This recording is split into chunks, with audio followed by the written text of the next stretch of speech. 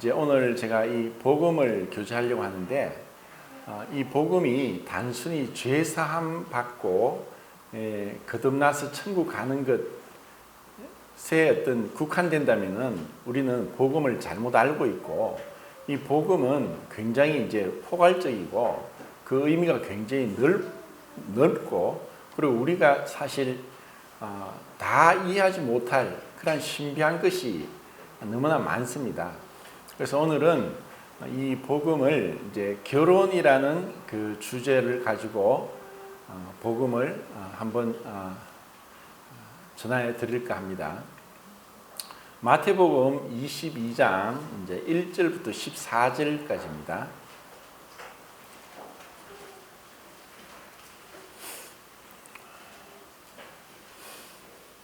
(22장) 1절부터 14절까지 한 목소리로 같이 읽도록 하겠습니다. 마이크 잡고 읽어주시면 좋겠네요.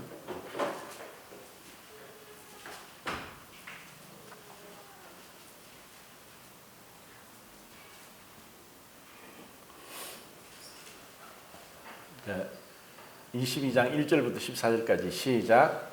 예수께서 다시 비유로 대답하여 이르시되 조금은 마치 자기 아들을 위하여 혼인잔치를 베푼 어떤 임금과 같이 그 종들을 보내어 그 천한 사람들을 혼인잔치에 돌아가더니 이를 싫어하거늘 다시 다른 종들을 보내며 이르되 천한 사람들에게 이르기를 내가 모산을 준비하되 나의 소와 살찐 짐승을 잡고 모든 것을 갖추었으니 혼인잔치에 어서 와라 하였더니 그들이 돌아보지도 않고 한 사람은 자기 밭으로 한 사람은 자기 사업하러 그 남은 자들이 그를 잡아 거룩하고 죽이니 임금이 노하여 군대를 보내어 그 살인한 자들을 진멸하고 그 성내를 불사르고 이에 종들에게 이르되 혼인잔치는 준비되었으나 청한 사람들은 합당하지 아니하니 내 거리 길에 가서 사람을 만나는 대로 혼인잔치에 청하여 오라 하되 종들이 길에 나가 악한 자나 선한 자나 만나는 대로 모두 내려오니 혼인잔치에 손님들이 가득하니라. 임금이 손님들을 보러 들어올 때 거기서 내복을 입지 않은 한 사람을 보고 이르되 친구여 어찌하여 내복을 입지 않고 여기 들어왔느냐 하니 그가 누구 말도 못하거늘 임금이 선원들에게 말하되 그 손발을 묶어 각각 어두운 데에 내던지라.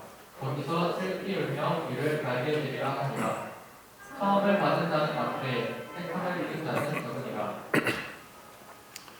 네, 이 예수님의 혼인잔치 비유를 통해서 이 복음이 무엇인가, 또 복음을 아직 깨닫지 못한 분들도 이 말씀을, 이 비유를 통해서 복음을 깨달을 수 있기를 바랍니다.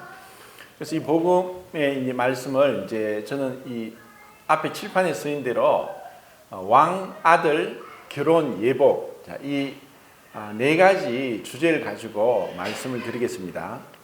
먼저는 이것을 말씀드리기 전에 그 옆에 천사 대 인간 이렇게 적었는데 이걸 먼저 한번 이제 설명을 하고 말씀을 드리겠습니다. 천사와 인간의 차이점이 무엇일까? 많겠죠. 천사와 인간의 차이점. 우선은 이제 우리 기준에서 볼 때 천사는 우리 눈에 보이지 않습니다. 근데 천사를 본 사람이 있을까요? 성경에 보면 천사를 본 사람이 있어요. 그런데 그 천사가 우리 눈에 보이지 않지만 천사의 능력인지 하나님께서 그렇게 하시는지 때때로 우리 인간의 눈으로 천사를 보게 할 수도 있다는 것을 우리는 성경을 통해 알 수 있습니다. 그러면은 우리 눈에 보이지 않는 것은 그 존재 자체가 우리 인간과 다르다는 것입니다. 이것은 마치 우리 인간이 흔히 인간을 어떻게 구분을 하느냐, 인간의 존재의 본질이 뭐냐 이렇게 얘기할 때 인간은 육체가 있고 영혼이 있다 그렇게 얘기를 하죠. 근데 이제 성경적으로 얘기하면 데살로니가전서 5장에 보면은 인간에게 육체가 있고 혼이 있고 영이 있다. 그래서 뭐 body, soul, spirit 이렇게 영어로 나오고 원어로도 소마, physique, pneuma 이렇게 이제 분명히 육, 혼, 영 이렇게 구분이 되어 있습니다. 근데 사실 이것을 혼과 영을 우리가 구분한다는 건 쉽지 않습니다. 그래서 좀 더 이제 우리가 이해하기 쉽게 이제 설명하면은 혼은 하나님이 우리에게 주신 지정의, 지성과 감성과 의지의 기능을 하는 것이 혼이고, 영은 하나님, 영이신 하나님과 교제하는, 할 수 있는 그런 기간, 그런 것이 이제 영이다라고 이제 얘기할 수 있습니다. 근데 이제 천사와 인간의 차이는 천사가 영이지만 우리 인간과 다른 점은 육체가 없다는 것입니다. 그러면 그 천사에 비해서 인간은 육체가 있대 천사와 동일한 영적인 본질이 우리 인간에게 있다는 것입니다. 근데 우리가 그 의학적으로 어떤 물질적으로 어떤 방법을 통해서도 우리 몸에 있는 혼과 영을 볼 수 없습니다. 관찰할 수 없습니다. 우리가 감지할 수 없습니다. 그런데 이것이 분명히 있다는 것이죠. 흔히 뭐 그 혼이 어디 있느냐, 마음이 어디 있느냐, 양심이 어디 있느냐, 우리의 뭐 가슴에 있다, 심장에 있다, 뇌에 있다 이렇게 말은 할 수 있지만 이것은 영적인, 그러니까 이 4차원의 존재이기 때문에 이 3차원이 우리 인간으로서는 그 어떤 있는 장소 그리고 어떤 모양, 뭐 색깔 이런 걸 전혀 모른다는 것입니다. 근데 분명히 우리에게는 영과 혼이 있다는 것입니다. 근데 이러한 인간은 천사와 비교했을 때에 천사는 육체가 없는 반면에 우리 인간은 육체가 있다는 것입니다. 그러면 이것이 어떤 차이가 있느냐? 육체가 있음으로 인해서 천사와 인간의 가장 큰 차이점은 천사는 남자와 여자란 성의 구분이 없습니다. 그런데 사람은 남자와 여자 구분이 분명하게 있습니다. 남자 아니면 여자입니다. 뭐 요즘은 너무 타락해서 뭐 제3의 성도 있고 뭐 트랜스젠더도 있고 정말 웃기는 세상이 되어버렸는데 분명하게 하나님은 남자와 여자를 만드셨다고 했습니다. 그래서 남자와 여자는 태어나면서부터 하나님께서 그렇게 어떤 육체적으로 완전히 다르게 이제 창조했습니다. 그래서 사람들은 너무 달라서 어떻게 얘기하느냐, 남자는 화성에서 왔고 여자는 금성에서 왔다 그렇게 얘기할 정도로 다릅니다. 근데 이것은 우리가 나와 다른 또 다른 인격이란 이 존재가 있기도 하지만 천사와 비교했을 때 또 사람의 가장 큰 차이점은 하나님이 천사를 창조하실 때는 그 수가 계시록은 만만이요 천천이다.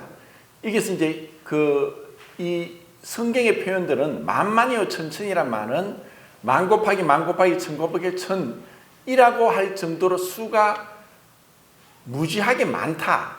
헤아릴 수 없을 정도로 많다고 하는 것이 천사고, 그 천사는 이 물질 세계 창세기 1장에서 6일 동안 천지를 창조하기 이전에 하나님께서 영적인 존재들을 이미 창조하셨다고 말씀합니다. 이것이 욥기 38장에 있습니다. 그러니까 무에서 우리가 지금 살고 있는 이 지구, 우주, 시간과 공간의 세계에 이 아무것도 없을 때에 이미 하나님은 영원 전에 어느 시점에 이 수많은 천사들을 남자와 여자가 아니라 처음부터 그 천사들을 각각 다르게 똑같이 공장에서 우리가 물건을 찍어내듯이 똑같이 한 것이 아니라 각각 모든 천사들이 하나하나 다 개성이 다르고 또 어떤 그 자기의 지위와 그 직분과 하는 일이 다른 그러한 영적인 천사들을 창조하셨습니다. 그에 비해서 하나님은 사람을 딱 두 사람, 남자와 여자를 창조했습니다. 근데 그것은 남자와 여자를 동시에 동시에 여섯째 날 창조한 것이 아니라 남자를 먼저 창조하시고 난 이후에, 그리고 이 남자 아담이 아담아라고 있어요. 붉다, 흙이란 뜻인데, 흙으로 만들어서 이 흙으로 만든 존재인 아담에게 하나님이 코에 생기를 불어넣으심으로 생명이 되었다 해서, 영적인 존재인 우리 인간이 하나님으로부터 영을 받았기 때문에 천사도 죽지 않듯이 우리 인간도 불멸하는 존재로 창조하신 것입니다. 우리의 죽음이란 것은 소멸이 아니라 분리, 육체에서 영혼이 분리되는 게 1차 첫 번째 죽음이고, 둘째 죽음은 우리 영혼이 하나님과 분리되어서 영원토록 그 지옥에 있는 것이 둘째 사망입니다. 그러니까 이제 천사들은 각각 다 다르게 처음부터 창조하셨지만 사람은 딱 두 사람만 창조했고, 그 두 사람을 생명의 법칙 가운데서 두 사람의 결혼을 통해서 지금까지 이 성경에 나온 이 수많은 시간들, 역사 속에서, 그리고 수많은 나라들, 민족, 방언, 각각 대륙에서 이 사람들이 지금까지 이렇게 똑같은 사람이 하나도 없고, 똑같은 얼굴이나 똑같은 목소리나 똑같은 그 성격이나 똑같은 지문이 하나도 없이, 마치 천사가 각각 다르듯이 우리 인간도 한 뱃속에서 난 일란성 상둥이라도 할지라도 다른 그러한 존재로 하나님께서 태어나게는 생명의 법칙 가운데 우리를 태어나게 했습니다. 자, 이것은 단순한 문제가 아니라 이 안에 참으로 귀하고 놀랍고 놀라운 하나님의 그 비밀스러운 계획들이 이 천사의 창조와 인간의 창조를 통해 나타나 있습니다. 자, 그러면은 단순히 천사는 남자 여자가 없으니까 성이 없고 처음에 창조된 대로 계속 있다는 것입니다. 그러면 왜 똑같이 영적인 존재이고, 천사가 영이듯이 인간도 영적인 존재이고, 천사가 영이듯이 우리에게도 영혼이 있는 존재이고, 천사가 불멸이듯이 우리 인간도 불멸한 존재로 창조하셨는데, 왜 천사보다 열등하게 이 육체라는 한계 안에 갇혀서 육체라는 한계를 벗어나지 못하도록 하셨는가? 이것이 하나님의 놀라운 비밀이 이 안에 있는 것입니다. 그것은 단순한 것이 아니라 굉장히 복잡하고, 그리고 그 심오한 깊이가 우리 인간의 육체 가운데 있습니다. 자, 그것을 다 얘기하기 어렵지만 두 가지만 말씀드려요. 첫 번째는 천사가 모르는 인간에게는 남녀를 통한 결혼의 관계를 있게 했습니다. 그럼 결혼의 관계를 통해서 어떻게 하나님 무엇을 원하셨느냐? 바로 생명의 탄생입니다. 이 생명의 탄생은 너무너무 놀랍습니다. 너무나 신비하고 놀랍습니다. 지난주 캠프 때 그 강사로 오신 김찬 형제님이 손녀 자랑을 얼마나 하는지, 정말 손녀 없는 사람은 서러워서 못 들을 정도로, 아니 손녀가 없으니까 손자가 없으니까 손자를 자랑해도 그림의 뜻 같고 나와 상관이 없는 것 같고, 근데 이러한 생명이 태어나서는 부모에서 났지만 그 생명이 부모를 닮고, 부모를 닮지 않는다는 것은 그것은 거짓말입니다. 왜냐하면 우리에게는 성염sep체가 23상이 있는데 그 남자의 23상 중에 23개가 여자의 23개의 상과 수정이 되어서 단 2개의 세포가 지금 우리 인간 같은 100조 개나 되는 세포로 분열되면서 다양하게 한 인격이 된다는 것. 그것은 부모와 또 다른 완전한 생명체, 또 다른 인격체, 완전히 다른 개별의 존재가 된다고 하는, 이러한 어떻게 보면은 표현상 그렇지만 또 다른 창조가 일어나게 됐다고 하는 것이, 이것이 너무나 놀라운 것입니다. 그런데 천사는 그렇게 할 수 없어요. 그러면은 이런 천사가 볼 때 우리 인간은 마치 우리 사람이 저 땅에 있는, 비가 오면 요즘은 어릴 때는 제가 말했죠. 비만 오면 지렁이가 나와요. 그래서 작은 지렁이도 진짜 큰 지렁이도 있고, 그런 게 이제 어릴 때 비가 오면은 지렁이가 생각나는데, 우리 인간이 지렁이 볼 때 땅에서 그냥 뭐 땅을 파고 흙을 묻고 그 땅 속으로 기어 들어가가 밑에서 집을 짓고 그렇게 사는 지렁이처럼 천사가 우리 인간을 볼 때 그렇게 열등하다는 거예요. 그건 우리가 지금은 잘 모르는데 천국 가면은 내 육체 이 땅에 속한 육체를 벗고 신령한 부활의 몸을 입었을 때는 그때는 알게 될 겁니다. 이야, 얼마나 이거는 비교할 수 없는, 하늘이 땅보다 높음 같이 비교할 수 없는 이러한 존재가 되겠구나. 그러면 왜 하나님께서 우리 인간을 이런 육체 가운데 일시적으로나마 인생의 연수가 70이고 관건은 80이라도 요즘은 그래도 뭐 100세를 살고 그렇게 얘기를 하지만, 이 육체는 늙고 병들고 점점점 낡아지고 쇠퇴하고 그리고 이 아픔의 고통이 있다는 것을 피할 수 없습니다. 그래서 나이가 들수록 늘어나는 것은 주름과 뱃살과 약입니다. 점점 나이 들수록 이 육체는 점점 쇠퇴한다는 거예요. 그러면 이런 육체를 왜 하나님이 이런 연약한 육체를 주셨느냐? 그것이 우리에게는 하나의 큰 제약인 것 같지만 그것은 우리에게는 축복입니다. 왜냐?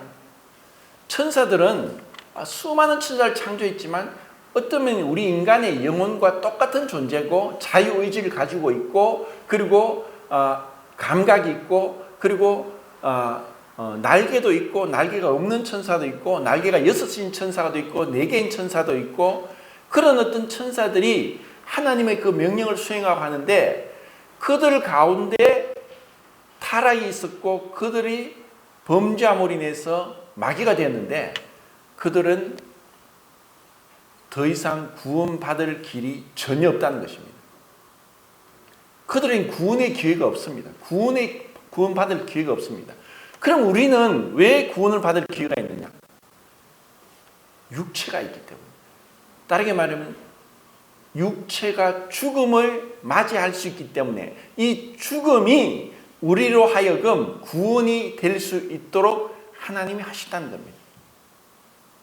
이것은 정말 놀라운 겁니다. 자, 그러면 이제 다시 이제 제가 지금 마태복음 22장에서 이 말씀을 이제 드리겠는데, 이제 왕의 임금의 아들의 혼인 잔치를 지금 말씀하고 있어요. 근데 잘 보시면은 예수님이 다시 이 비유를 하셨다고 1절인가 2절에 나오죠. 다시. 자, 그건 뭐냐면은 그 앞에 있는 21장에 있는 사건과 연관되어 있다는 것이고 21장에 있는 앞에 있는 그 두 가지 비유를 하는 예수님 말씀하시고 또 다시 그 비유를 다른 각도에서 세 번째 이 비유를 말씀하고 있다는 것을 우리가 모르면은 이 22장의 혼인잔치 비유를 우리가 온전히 이해할 수 없다는 것입니다.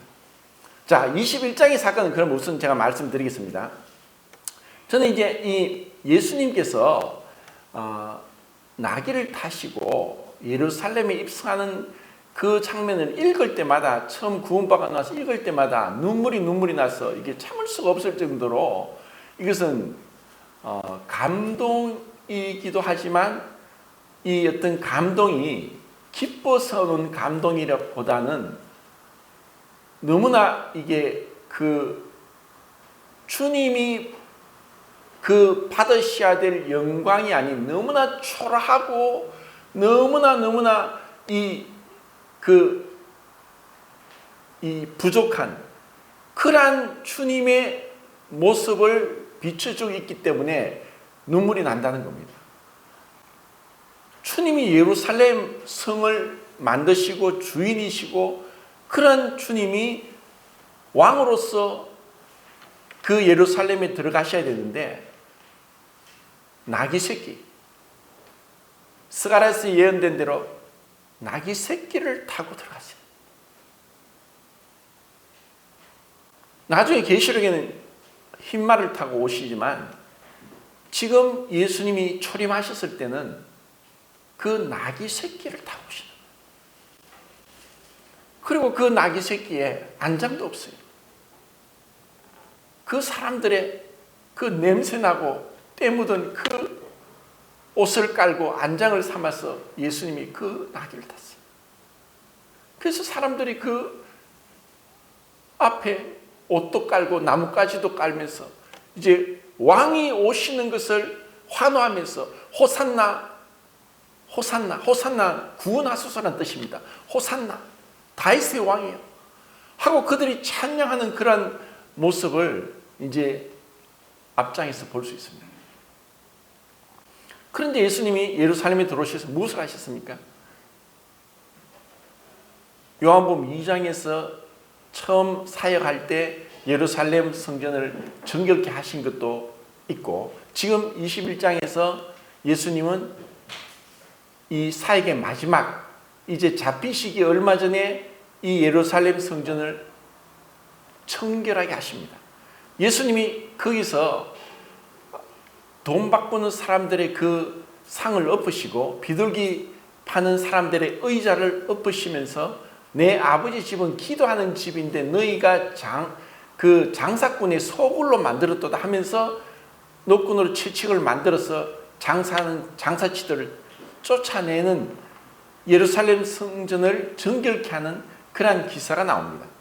이렇게 예수님이 하시니까 이제 예수님의 눈에 가시처럼 생각했던 대제사장들과 바리새인 또 율법사들, 서기관들 그리고 장로들이 예수님을 향해서 이 시기와 질투와 그 예수님을 향한 이 분노, 그분을 죽이려고 하는 마음이 계속 일어나는 가운데 있습니다. 이런 가운데 예수님께 묻기를 당신이 무엇인데 이런 일을 하느냐, 무슨 권위로 일을 하느냐 하고 질문을 하는 것입니다.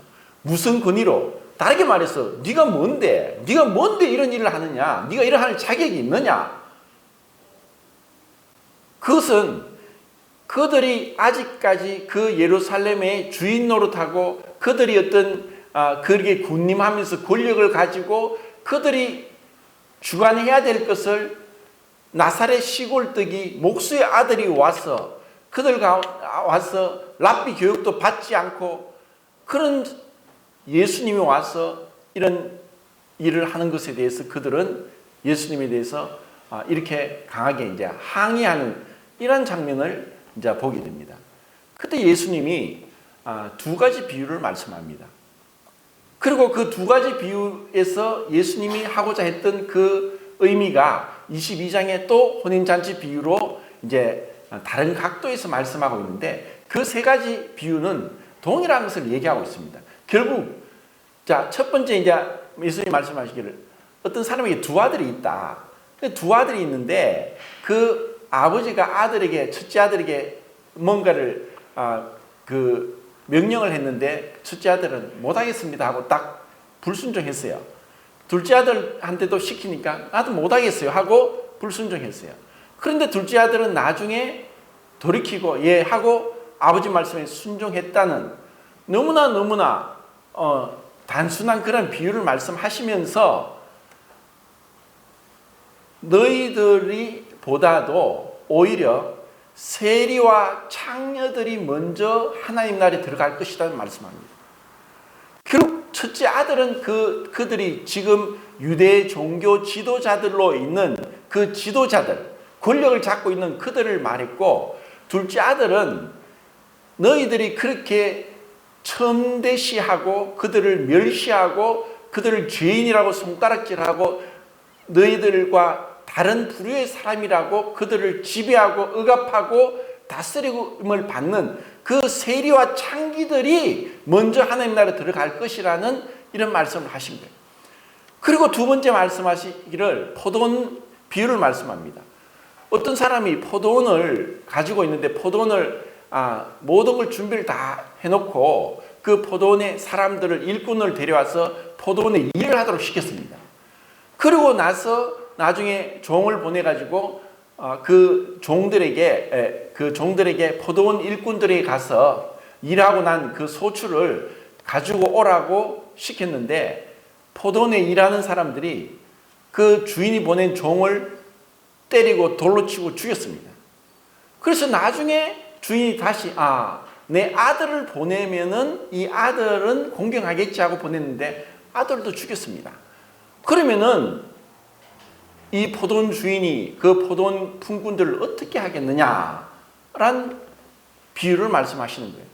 자, 이것은 동일하게 명백하게 예수님께서 지금 말씀하시는 것은 너무나 우리 인간에게 있어서 가장 근본되는 문제를 우리에게 질문하시고 생각하게 하시고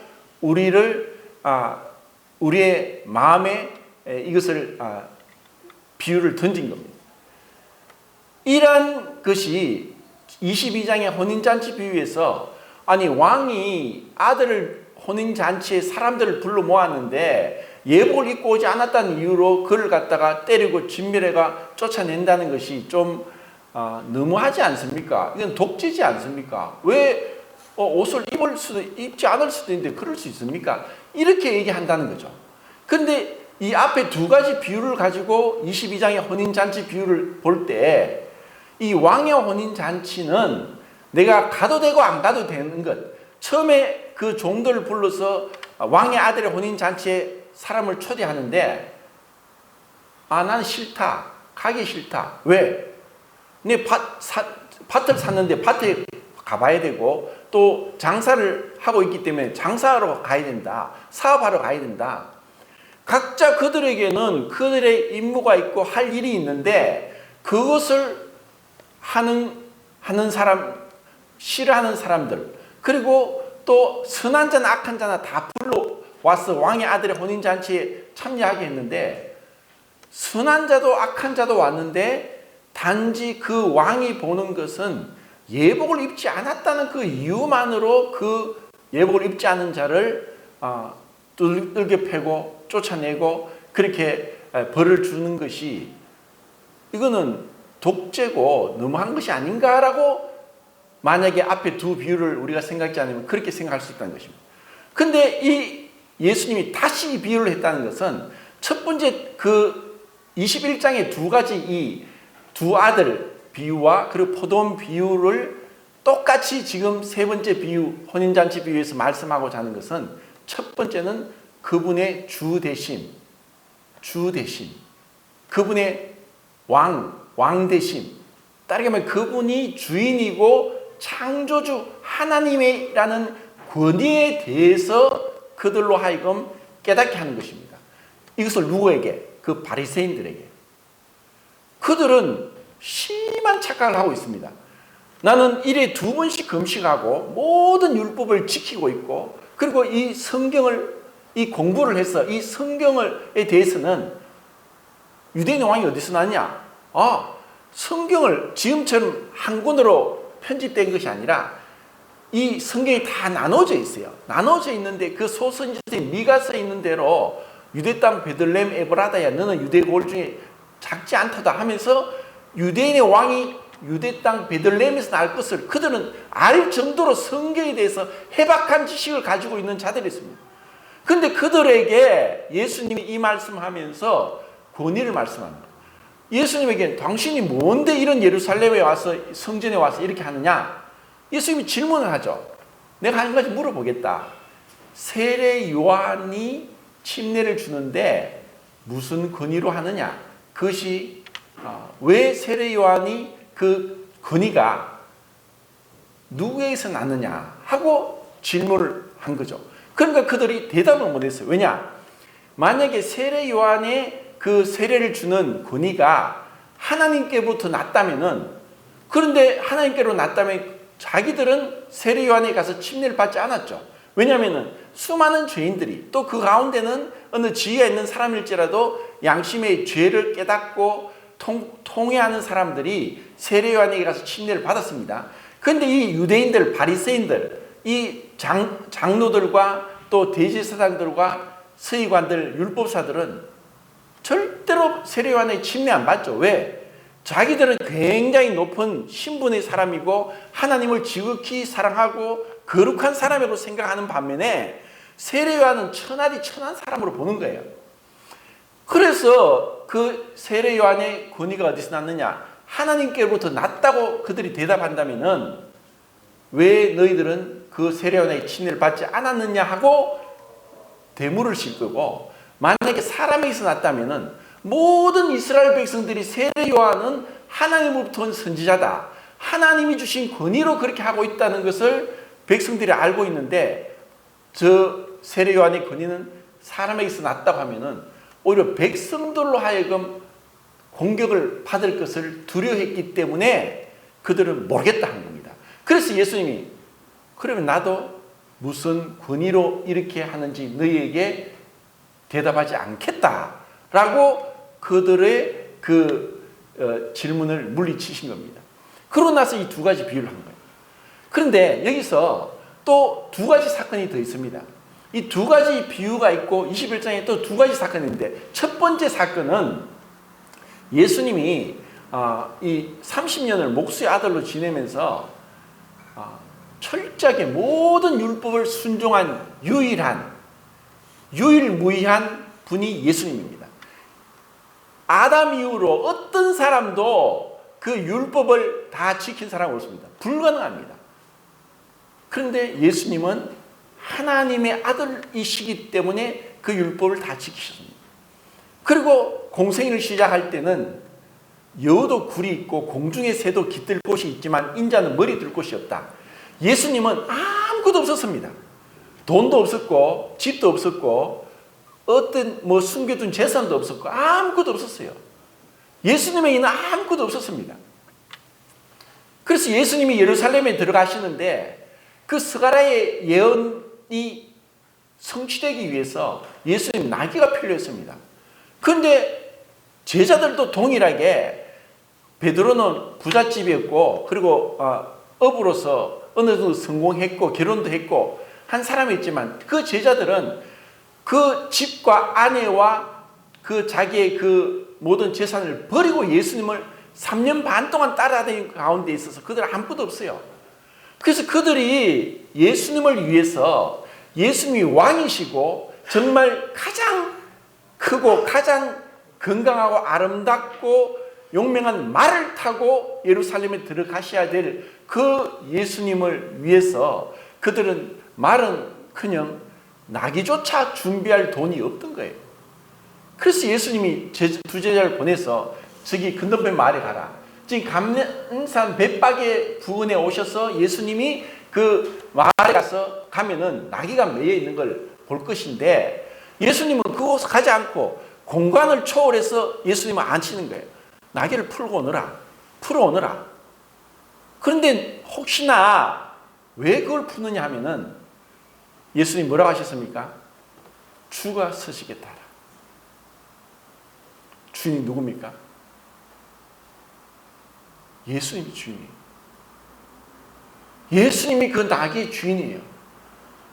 그 예수님이 나귀의 주인이고, 그 말 못하는 나귀도 그 창조주 하나님께 순종해서 그 나귀가 그 영광의 주님을 등에 태우고 예루살렘에 들어간 거예요.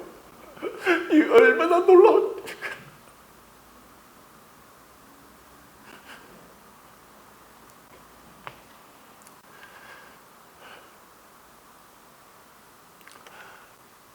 우리 인간들은 하나님의 형상으로 지음받고 하나님께 순종하게 지음을 받았는데 이렇게 불순종한데, 그 나귀는 주님의 등에 태워 예루살렘에 들어가는 거예요. 그리고 또 예수님이 거기서 들어가셔서 예수님이 우리와 동일한 육체를 가지고 있었어요. 우리가 동일한 육체를 가지고 있으시되 예수님은 그 신성이 전혀 침해받지 않고 신성이 그대로 유지되면서 육체를 입고 있다는 것. 그 신성의 충만히 육체로 거하시는 그 신비한 그 비밀. 이것을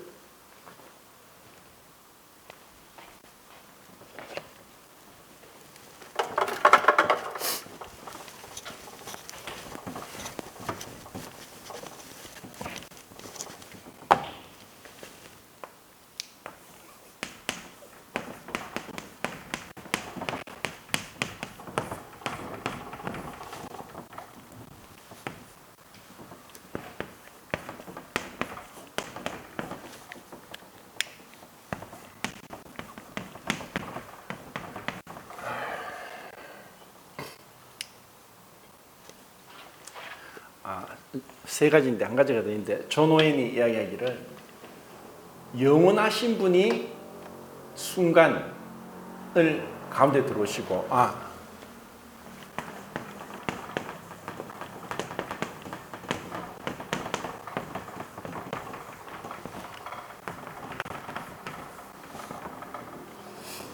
이게 뭐죠? 제가 적어도 모르겠네. 무한, 예.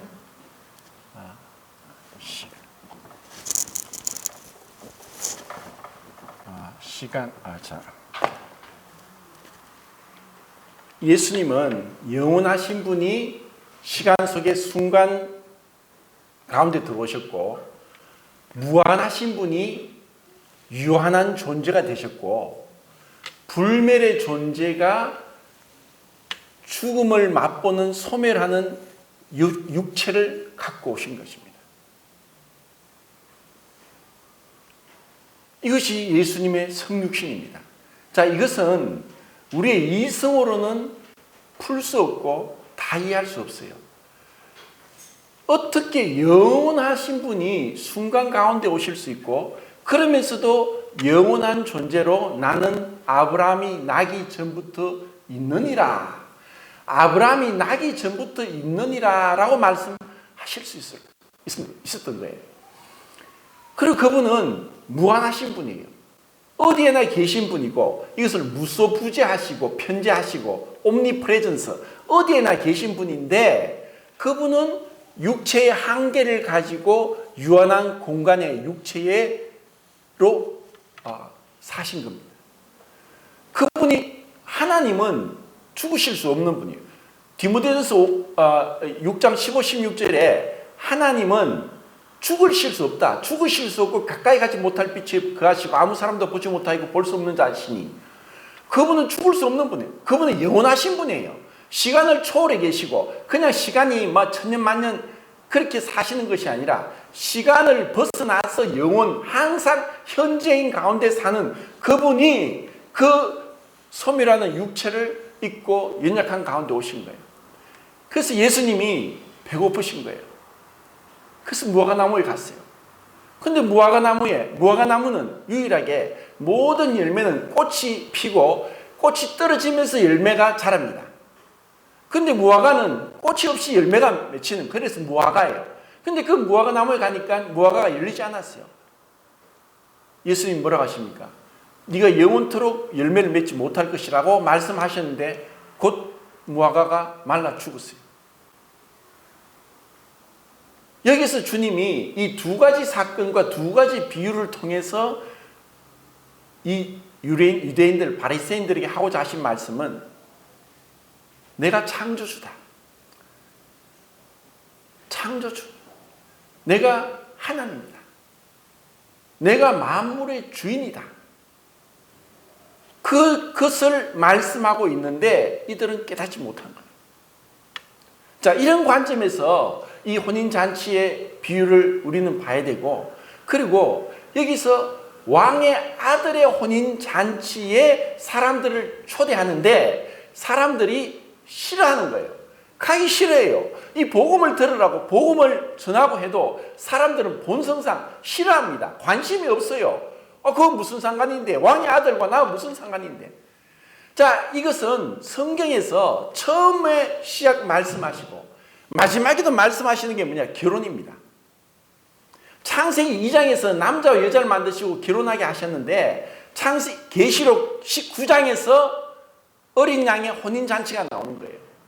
자, 그러면은 이 땅에서 인간이 갖게 되는 그 결혼은 뭐냐? 어쩌면 개별적인 독립적인 이 나라는 한 주체, 나만의 독특성, 나만의 개성이 있는 인격이 살아가면서 수많은 사람과 살아가면서 가장 가깝게 친밀하게 사랑하고 또 친교를 나누고 아껴주고 소중히 하고 있는 그런 관계가 되는 것이 이 결혼인 거예요. 그런데 이 결혼이 우리 인간의 죄성이 있고 육체의 한계가 있고 이 너무나 타락해서 이 하나님이 주신 이 아름다운 이 관계 전도서 9장 9절에 있는 말씀대로 네가 이 헛된 평생의 날에 사랑하는 아내와 함께 행복하게 살지어다. 이 헛된 평생의 날에 결혼을 하지만 사람들이 이 결혼의 진정한 의미를 모르고 육체적인 결합은 잠시 있을지라도 정신적으로 정서적으로 완전히 분리되어서 동상이몽을 하면서 진정한 연합의 의미를 모르는 거예요. 하나님이 우리에게 이 결혼을, 이 땅에서 이 결혼을 한 것은 하나님이 원하는 거예요. 연합인 거고, 그 연합은 뗄래야 뗄 수 없는 삼위일체 하나님이 서로의 그 위격 가운데서 다르지만 분리되지 않고 연합되어서 서로에게 다이나믹한 어떤 댄스, 춤을 추듯이 서로를 향한 사랑과 존중과 그 기쁨이 충만하게 넘쳐나는 것이 바로 삼위일체 하나님의 그 관계라는 거예요. 그 관계로 우리를 초대하는 것이, 그것이 창조의 목적이고, 그것이 바로 이 남자 여자의 결혼을 통해서 결국은 한 그림자로 보여주는 거예요. 그러니까 이사야서 54장이나 호세아서 2장에서 나는 네 남편이다, 내가 네게 장가들겠다, 에베소서 5장 23절과 32절에 그리스도와 교회 남편과 아내, 남편아 아내를 사랑하기를 그리스도께서 교회를 위하여 자기 목숨을 버리신 같이 하고, 아내들아 남편에게 순종하듯이 교회가 그리스도께 순종하듯이 하라. 이 비밀이 크도다. 내가 그리스도와 교회에 대해 말하노라. 에베소서 5장에서 가정에 대한 그 법, 남편과 아내에 대한 그 사랑의 법을 말하면서 이것은 그림자고 진짜는 뭐냐? 이것은 바로 그리스도와 교회, 그 교회가 그리스도와 연합되고 한 몸이 되고, 한 몸이라는 것은 뗄래야 뗄 수 없는 가장 가깝고 친밀하고 하나가 되는, 그것을 위해서 우리를 구원하셨고, 그 구원의 그 범위가, 결혼의 범위가 단순히 남녀가 아니라 그것이 바로 교회고, 교회가 바로 성도고, 이 몸의 지체들 우리라는 겁니다. 이거를 우리가 깨닫고 눈을 뜨고 이것을 보게 될 때 교회가 얼마나 소중하며 성도가 얼마나 존귀하고, 비록 내 눈에 보일 때는 부족함이 많죠. 남을 보기 전에 자기를 보면 돼요. 부족함 투성이고 연약하고 보잘것없고 무지하고 지질에도 고집스럽고 집밖에 모르고 배려할 줄 모르고 존중할 줄 모르고, 이런 인간, 이런 정말 하나같이 쓸데없는 이런 인간인데, 이런 자를 주님이 사랑하십니다. 이런 자들을 위해서 그 영혼 가운데서 순간에 오셨고, 그 무한하신 분이 유한을 입으시고 불멸의 존재가 이 연약한 육체를 갖고 오신 거예요. 우리와 진정한 연합 가운데 들어가기 위해서. 이게 얼마나 놀라운 겁니까? 이 비밀의 신비를 어찌 다 풀 수 있어요? 그런데 이러한 것이 참된 복음의 비밀인데, 이 복음이 단순히 예수님이 우리를 구원하시고 구원을 주시고 제사함 주시고 거듭나게 하셔서 천국 가게 하셔서 천국에서 죽지 않고 늙지 않고 병들지 않고 죄도 없이 그곳에서 영원토록 영생 복락을 누리기만 하는 그러한 구원을 주시는 분으로만 우리가 듣고 믿고 한다면은 그것은 올바른 복음이 아닙니다. 복음은 정말 이렇게 초대교회 때도 그랬고, 그래서 요한계시록 3장 20절에서 예수님이 말씀하시는 거예요. 볼지어다 내가 문 밖에 서서 두드리노니 누구든지 내 음성을 듣고 문을 열면 내가 그에게로 들어가 그로 더불어 먹고 그는 나로 더불어 먹으리라. 주님이 원하시는 것은 우리의 모든 삶 가운데 함께 하기를 원하는 거예요. 함께 하면 기쁨이 배가 되고, 함께 하면은 그 슬픔이 반으로 줄어든다, 그런 말도 하잖아요. 우리는 그렇게 주님과의 완전한 연합 가운데 들어가듯이, 그리고 그것을 교회 성도들 가운데서 이 천국을 맛보고 누리면서 한 몸에 지치된 것을 배우도록 하기 위해서 우리를 구원하신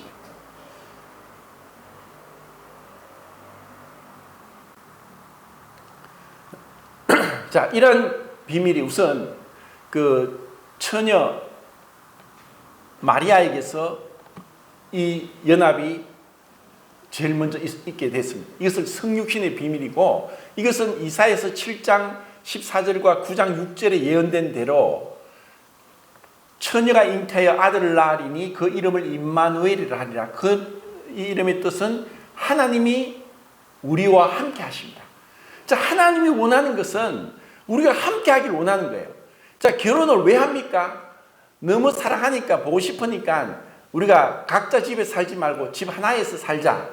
결혼 아닙니까? 그것은 인간이 또 그렇게 하듯이 하나님이 우리와 결혼하길 원하는 거예요. 내가 네 남편이다. 내가 네게 장가 되길 원한다. 주님이 우리와 이렇게 연합해서 하나님이 우리와 함께한다. 그러면서 이사야 9장 6절에 한 아기가 우리에게 낳았다.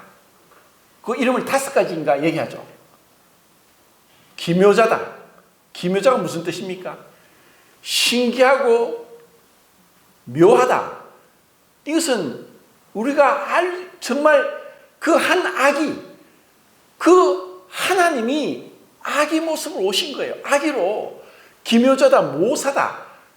이 카운셀러. 정말 우리를 도와주시고 함께 하시고 우리를 위로하시고 강건케 하시고 우리를 기운을 북돋게 하시고 우리를 새롭게 하시는 그 카운셀러, 모사가라는 거예요. 그리고 그분이 전능하신 하나님이다. 영존하신 아버지다. 평강의 왕이다. 라고 그 예수님의 이름을 얘기하는 거예요. 전능하신 하나님이 아기로 오셨어요. 영존하신 아버지가 분명히 아들 예수님이 오셨지만 아들 예수님을 향해서 영존하신 아버지라고 해요. 왜? 아버지와 예수님 하나이기 때문에. 평강의 왕이다. 그래서 그 평강, 우리에게 하늘로부터 내려오는 평강, 이 세상이 침범할 수 없고 빼앗을 수 없고 결코 사라지지 않는 그 넘치는 장 가운데서 우리가 그 평강의 축복을 누리도록 그분이 우리에게 평강의 왕이 되십니다. 그래서 이 왕의 아들의 잔치는 가도 되고 안 가도 되는 게 아닌 거예요. 자, 그러면 이제 시간이 다 됐으니까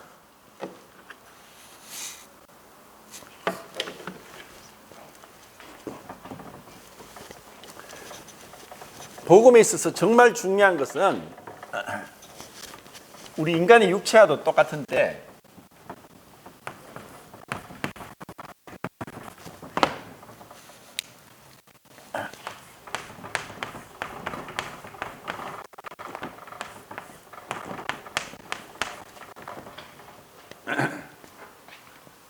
자, 의식주. 자, 이게 뭐죠? 의는 옷이고 식은 밥식자죠. 주는 집주자입니다. 거주할 주. 인간이 살아가는데 이 3가지 없으면 못 삽니다. 이것은 있어도 되고 없어도 되는 게 아니라 반드시 필수적으로 있어야 됩니다. 동물들은 필요 없죠. 집이 없어도 삽니다. 산에서 들에서 하늘을 지붕 삼아 땅을 베개하고 돌을 베개하고 그렇게 동물을 살지만 사람은 집이 없으면 얼어 죽든가 더워 죽습니다. 그리고 여러 가지 곤충에 물려가도 죽기도 하고 뱀에 물려 죽기도 하고 집이 있어야 돼요. 그런데 의식주에서 뭐가 제일 중요할까요? 저는 생각할 때 식의주로 해야 되지 왜 의식주로 했을까? 먹는 게 더 중요하다고 생각합니다. 아니, 먹지 않고 사람의 수고는 다 입을 위함이나 그 수고는 그 식욕은 차지 아니하느니라. 전도서 6장 7절인가 나오죠. 우리의 수고는 다 이 배를 채우기 위함인데 그 식욕은 차지 않아요. 우리에게 먹는 즐거움이 없어 봐요. 무슨 재미로 살겠습니까? 그런데 왜 식이 먼저가 아니고 의가 먼저고 옷이 먼저일까요? 자, 그러면 쉽게 얘기해서 의가 제일 먼저다. 아무리 내가 배가 고파도 배가 고픈데 밥 먹는 걸 먼저 택하겠습니까? 아니면 여기서 성도들 앞에서 뻘거벗고 있는 것을 택하겠습니까? 우리가 뻘거벗고 있는다는 것은 그것은 엄청난 수치예요. 그러니까 최초의 아담과 여자가 죄를 범했을 때 무화과 나무 잎으로 가리기 바빴죠. 우리 인간은 그래요. 우리는 수치를 가리려고 하고 우리는 수치스러운 자고 냄새나는 자고 불길한 자예요. 그래서 우리는 가능하면 남에게 그런 나의 수치를, 부끄러움을, 부족함을, 연약함을 보이지 않으려고 하고 그런 것을 침해받으면 독사의 독처럼 공격을 하고 대드는 거예요. 이게 죄인 거예요. 왜 부끄러워합니까? 죄가 들어왔으니까. 죄 때문에 우리는 옷을 입는 거예요. 다만 멋을 부리고 추워서 그게 아니라 죄인이라는 명백한 증거가 옷을 입는 거예요. 동물은 옷 입지 않습니다.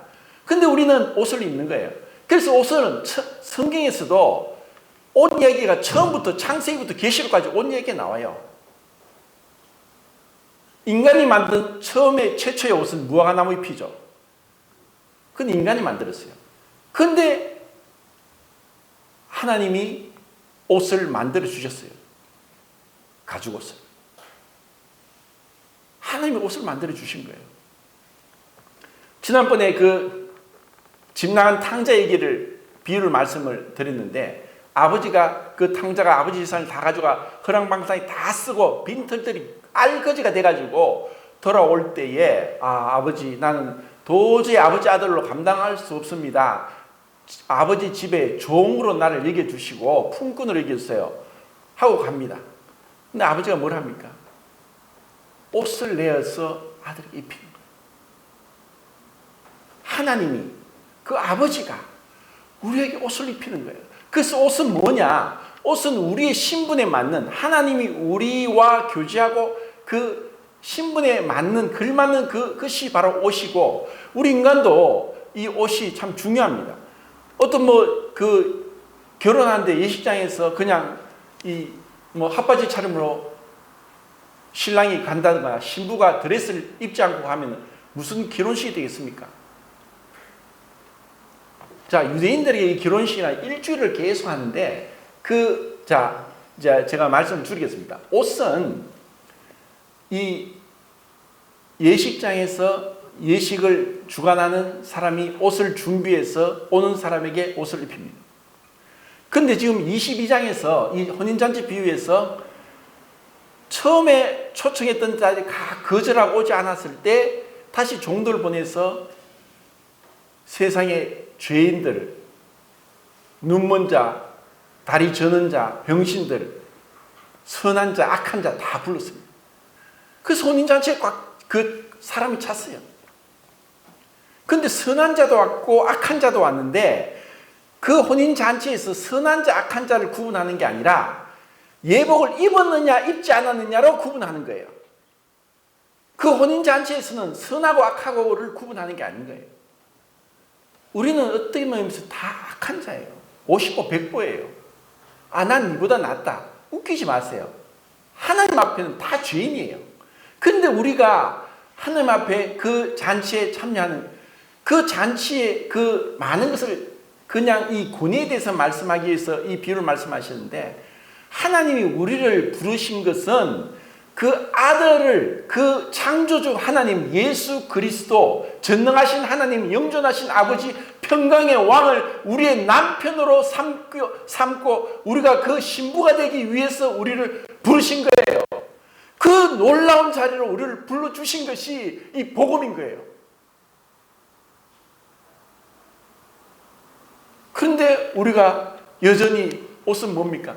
내 주관, 내 고집, 내 지식, 나의 어떤 그런 사람들에게 잠깐 보이는 빙산의 일과 같은 그런 선한 행위, 이런 것 가지고 여전히 고집하고 있다면은 쫓겨나는 거예요. 천국 갈 수 없어요. 갈라디아서 3장 27절에 우리는 옷을 입었다. 그리스도로 옷 입었다. 그리스도의 의의 옷. 나는 부족하고 나는 죄인이고 나는 도저히 율법을 순종하지 못하지만 예수님이 우리에게 그 십자가에서 옷을 다 벗김당하시고 부끄러움을 개의치 않고 그 손과 발에 못이 박히고 머리에 가시멜관을 쓰고 옆구리에 창을 맞으면서 그렇게 주님이 죽으셔야 했던 것은 그 주님의 완전한 의를 우리에게 선물로 그저 값없이 주기 위해서라는 겁니다. 그 옷을 우리가 어떻게 입느냐? 나의 이 의, 나의 고집, 나의 생각, 나의 편견을 다 벗어버리고 그 예수님의 옷을 믿음으로, 감사함으로 내가 입고 나가는 것이 바로 왕의 아들의 혼인잔치고, 그것이 바로 복음이고 그것이 천국입니다.